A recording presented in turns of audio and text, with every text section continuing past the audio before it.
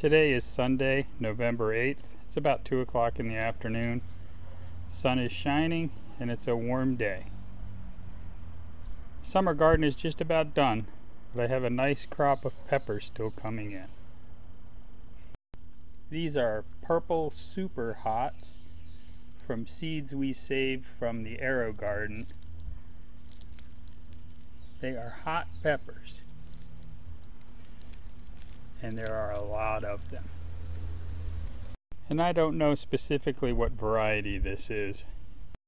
These peppers start out white, then they turn purple, then yellow and orange, and finally red. They don't get as big around as the purple super hots. And we grew this in a container. The hot pepper plants seem to do very well in containers. Not nearly as much trouble as the tomato plants.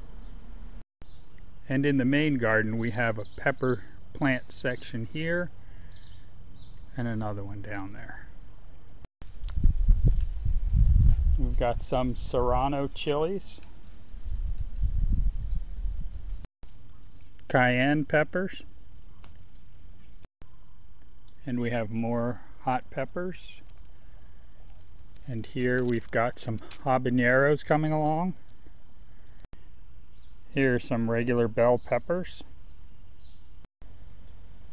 Here's a nice bell pepper. This looks like a California wonder. Some more bell peppers.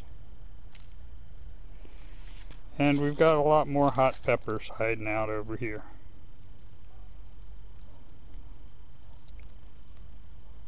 It's been a very good year for peppers. That's one of the things about gardening. You never know what's going to do well. And I'm going to do my tomato wrap up for the year. Even though we haven't had a killing frost yet, the plants are just about dead. These are my garden leader monsters. You can see they still have fruits. This is a reliable producer of 6 to 10 ounce fruits. It starts producing early and it will keep producing all season.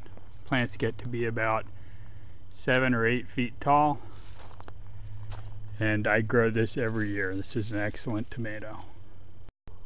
The purple Russians died a long time ago.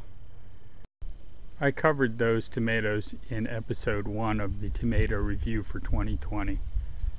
The purple Russian vines got to about 10 feet tall, and when they reached the top of the poles, I pinched the growth buds out hoping they would bush out.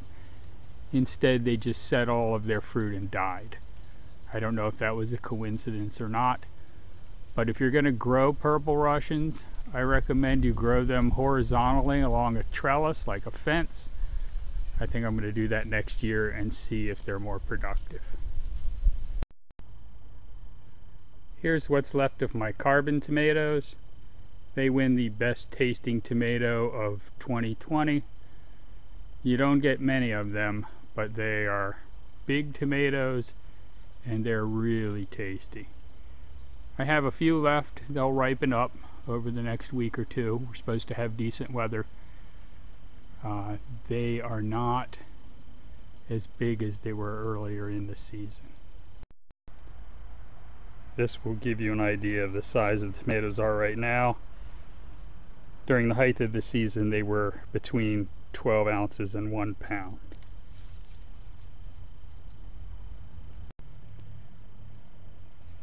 Here's the Super Steak hybrids. They are just about done with tomatoes for the year. That is another reliable variety of good-sized tomatoes. You might want to consider growing those. Here's what's left of my beefsteak tomatoes. It's a very reliable producer. I'll be growing this again next year. No difference between the seeds from Ferry Morris and the seeds from American Seed. They both produce similar growth habits, same type and size of tomatoes. These tomatoes are similar to Garden Leader Monster, just as productive, just as good tasting fruit. So I will be growing beefsteaks again next year. I recommend those to people in Zone 7A in Maryland. Give them a try. and these are my Brandywines. Brandywine was a very slow grower. It did not produce many tomatoes.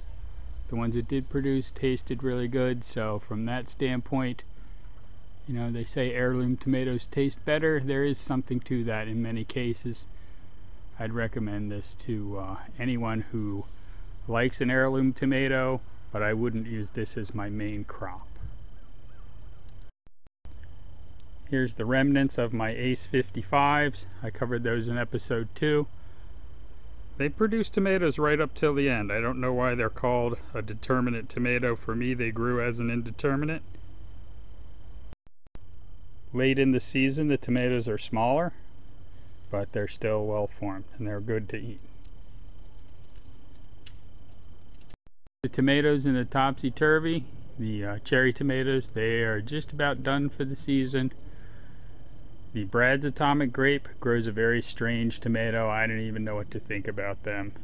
It's hard to tell when they're ripe because they don't turn red. They turn purplish black and orange and green and yellow, and it's really blotchy. The large red cherry tomato was a good producer. My only complaint with that is the skins are a little thick. We've still got kale, Swiss chard, that's the purple kale, and then we've got some other kinds of kale. I don't even remember what they are at this point. So we have a good crop of kale still. And we have some new lettuce coming along. We're getting ready to convert over from our summer garden to our winter garden. We're going to try growing all winter again. That means the fruits are just about done, but we should be able to still get some vegetables all winter.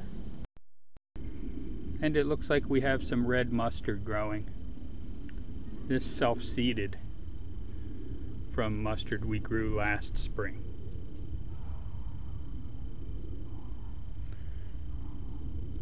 And here's one of the cabbage plants that didn't make it. I gotta take that out and throw it in the compost bin.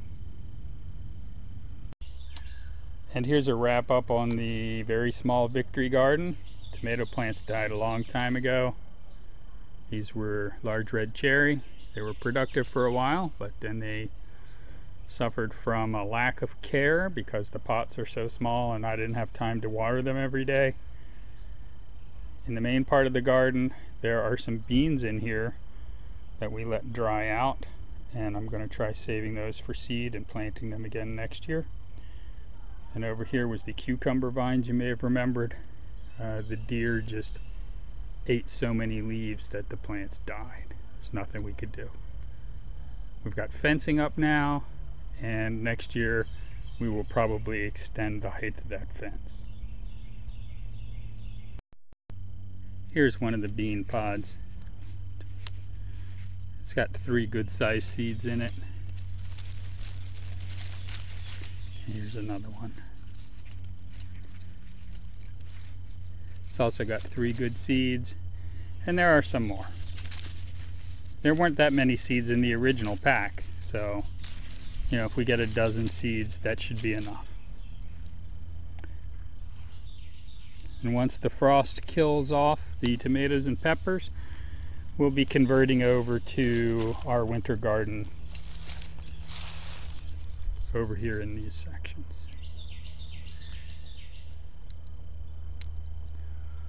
Hope you've all enjoyed the tour.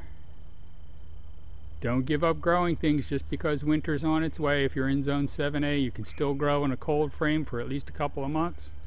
You might just have to throw a blanket over top when it's really cold. Happy gardening.